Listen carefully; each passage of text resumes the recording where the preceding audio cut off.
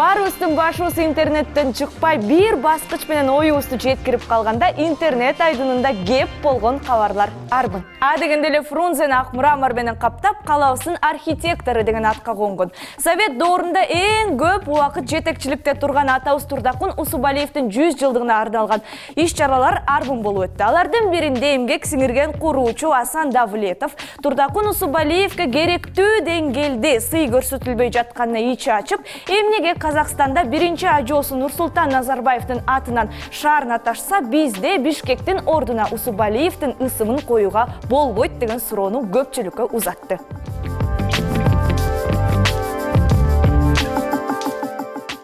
Ал учур ажоосу алмашып, акыркы учур реформаларга бай болуп келген кошуна Өзбекстанда үйлөнүү той, маареке, иш-чара, айтор жакшылыктар мыйзам жегинде өтөт. Тагыраагы 2020-нын 1-январынан тарта. Ал эми тойлорду, маарекелерди өткөрүү нускамасын өтсөк, биринчиден эле ар бир майрам эртеменки 6-дан 23:00-гө чейин уланат. Ал эми коноктордун саны 200-250дөн ашпайт. Кортежде 3төн ашуун унаа да болбойт. Ал эми тойду өткөрүүгө 2 күн калганда сиз укук коргоо органдарына да кайрылып айтып коюшуңуз абзел.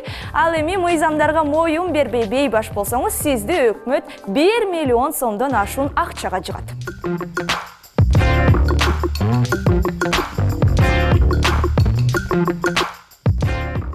Ал эми кайрадан Кыргызстанга кайтып келе турчу болсок, Бишкектин номер 7 троллейбуста аялдын тамеки чегип жатканы ошол жерде калбай, албетте адатка айлангандай эле видеосу интернет желесине тарап көп чуу жаратты.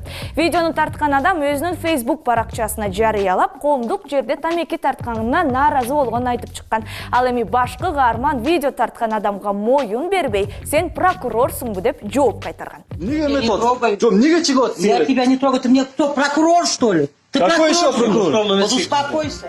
Бүгүнкү күндүн жаңылыктары ушулар болду. Ангара Рыскулбекова, Арген Салбаров, НТС Таң шоула берүүсү.